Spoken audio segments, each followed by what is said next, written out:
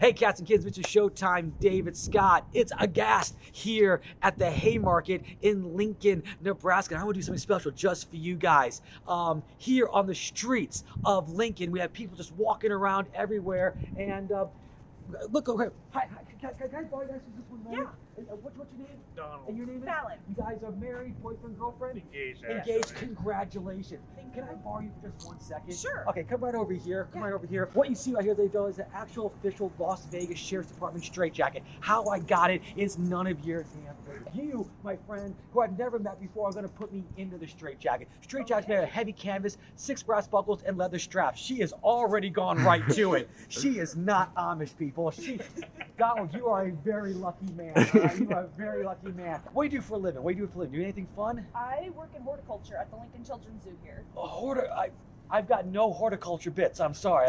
I've been doing comedy a long time, but I've got no horticultural comedy. If I tell you to take a picture of your girlfriend. Now, Fallon, between my legs is a long brown strap. Right there. I got to grab that jump. I'll take the picture. All right, good job. Don't give me a camel toe. Don't give me a camel toe. You can't hurt me. You can't hurt me. My safe word is more.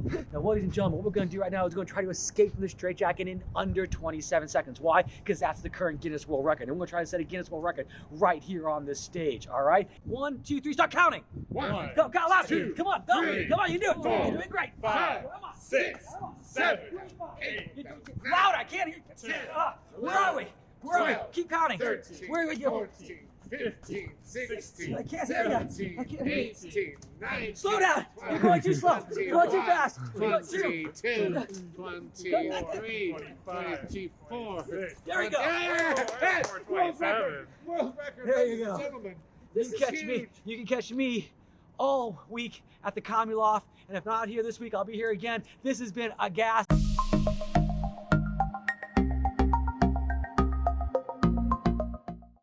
This is David and Andrew from Aghast, and we are here with Mr. Showtime here on a beautiful, crisp November day in Lincoln, Nebraska. Oh, freezing. Welcome. Thank you. It's Yeah. just really cold. We are so sorry about the cold, but you know, global warming hasn't struck here full time yet. We're working on it. Well, however. last week I was on a cruise ship in the Caribbean, and now I'm in Lincoln, Nebraska. So it is a shocking change. Did you take the cruise ship here? No. No, that doesn't That's exist. a weird thought. Yeah. In a few years, Yeah. maybe we'll be beachfront property, but not just Yeah, yet. the way these are going, this could be the place you want to be. That's what I'm You know, thinking. it'll be- I'm Lincoln will stuck be the here. Malibu of the new millennium. That's so beautiful. I hope I'm alive to see it. Tell me just a little bit about your life as a comedian. How did you start? What was the little nugget that made you decide, hey, Mr. Showtime wants to be Mr. Showtime? Well, my dad was a Broadway performer, and I started performing when I was 5. Oh, my word. I'm from New York. I was raised in a theater Broadway type family, and I was just raised in that type of environment of being a showman, singing, dancing, acting. But I got a kick out of making people laugh more than anything else. So I geared towards the more humor-based performing. I was watching acts like Groucho Marx and Charlie Chaplin, and then my idol, Steve Martin. So that's how I sort of morphed into this being my 26th year as a stand-up comedian, my 45th year as a performer. Yeah, congratulations. You know, Steve Martin and Robin Williams really did influence so many people in this industry. Any acts that you remember of his that strike you, or films? Steve Martin? Yeah. Oh, well, I got a chance to see The Jerk at a very young age, but it was his I saw him in '83 on HBO, live at the Hollywood Bowl, live at the Hollywood Amphitheater, and that was usually the last time he did the Wild and Crazy Guy, white suit, banjo, arrow through the head, and that's what really got me excited about stand-up comedy. It's like, when you can be like that on stage and make money, I was like, I gotta figure that out. Right. Well, you know, your acts are so vibrant and vital and so filled with energy. It's one of the great things about being in the room with you. How did that all develop? It's part of my natural exuberance and excitement and wanting to be on stage and wanting to perform and wanting to give the audience a real, full experience. I mean, I got nothing but respect for the comedians that stand behind the microphone, tell jokes, do monology, but I like the entertainment aspect, the Broadway type of show where you're doing so much more than just telling a joke. You're, like I said, you're singing, you're dancing, you're doing costume changes, you're doing impressions, and all that stuff. So that's how I kind of brought that type of energy to the show and took it around the country to get people to see what a hybrid Broadway Vegas show would look like. People that can't get to Broadway, people that can't get to Vegas, can get a sense of like, oh, that's what I would see. I love your descriptive of it, because now that you've said it, that's exactly what you bring to the stage. It's so much excitement, so much fun. You know, speaking of cruises, I just got off of my first gay cruise, and there was nothing but drag queens and Broadway talent.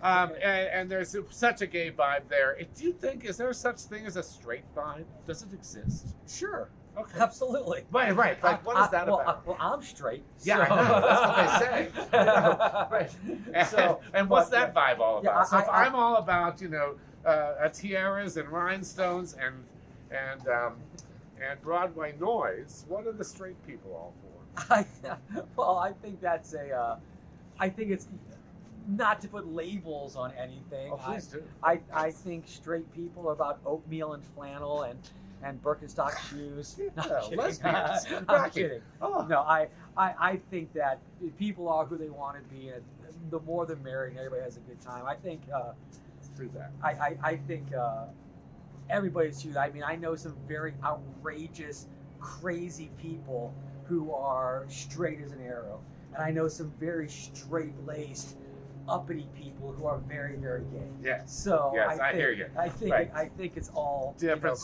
you strokes, are. different folks. Exactly. At the end of the day, it is sort of one big happy community. Right.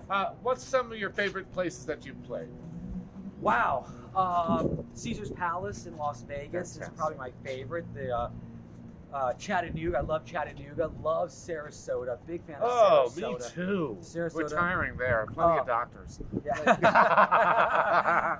Maybe one or two plastic surgeons. You think? I actually really enjoy. I'm an East Coast guy, born in Queens, raised East Coast. I'll always have a love for the NYC, and that'll always feel like home. And St. Louis as well. There are very few places I just don't like. Name one if you want. Muncie, Indiana. Muncie, Indiana. Thank you for that. I have no idea, but the name alone gives me the creeps. Someone said, "What was the best part about Muncie?" I go, "Leaving." Yeah, exactly right. The flight home.